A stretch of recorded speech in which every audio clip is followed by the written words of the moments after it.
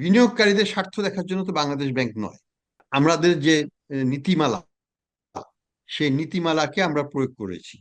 হ্যাঁ, কিছু কিছু ক্ষেত্রে এই নীতিমালা প্রয়োগ করতে যে ব্যাংকগুলোর অসুবিধা হচ্ছে, তারা সময় চেয়েছে, আমরা 1 মাস সময় দিয়েছি, এই সময়ের মধ্যে করে ফেলতে হবে।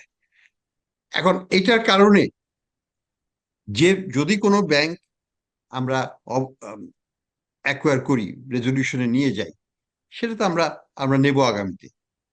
সেই ক্ষেত্রে তো স্টক মার্কেটে তাদের কি হবে, সেগুলো তো আমরা অবশ্যই বিবেচনায় নেব, এবং সিকিউরিটি এক্সচেঞ্জ কমিশন সেটা জানবে।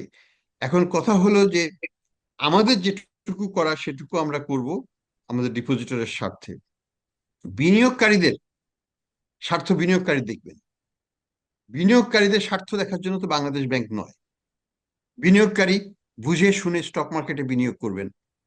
Stock market is always risky, এবং সেখানে যারা দুই ধরনের বিনিয়োগকারী থাকে, একটা হচ্ছে স্পন্সর ডাইরেক্টরস, যারা সেখানে নিজেরা বড় অঙ্কের বিনিয়োগ করেন, তাদের তো দায়িত্ববোধ থাকতেই হবে, কারণ তারা বোর্ডেও থাকেন।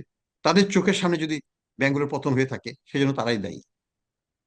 আর আনফর্চুনেটলি যারা ক্ষুদ্র বিনিয়োগকারী, তারাও জানতেন হয়তো অনেক ক্ষেত্রেই কোন ব্যাংকের কি অবস্থা ইত্যাদি, তারা জেনে শুনেই সেখানে বিনিয়োগ করেছেন। তো যাই হোক, আমি মনে করি যে at the end of the day সবার জন্য এটা ভালো হবে, বিনিয়োগকারীদের জন্য। হয়তো স্পন্সর ডাইরেক্টর এস আলমের জন্য ভালো হবে না, সে তো এটাকে ব্যাংকটাকে ধ্বংস করেছে, তার জন্য কেন আমরা করুণা দেখাবো? সাইফুজ্জামানের জন্য ভালো হবে না, কারণ তার জন্য আমরা কেন করুণা দেখাবো? তো যাই হোক, এখানে কিছু তো লুজার হবেই, এবং যারা ব্যাংকের ক্ষতি করেছে তারা লুজার হবে, তাতে আমার মনে হয় না কারো কান্নাকাটি করার প্রশ্ন আসে। ইউএফটি ফার্স্টের সাথে ট্রেড করুন যে কোনো জায়গা থেকে। ক্যাম্পাসে ক্লাসের ফাঁকে, ঢাকার জ্যামে বসে কিংবা ঘরে বসে, ট্রেডিং এখন হাতের মুঠোয়। তাই ট্রেড করুন যখন খুশি, যেখানে খুশি।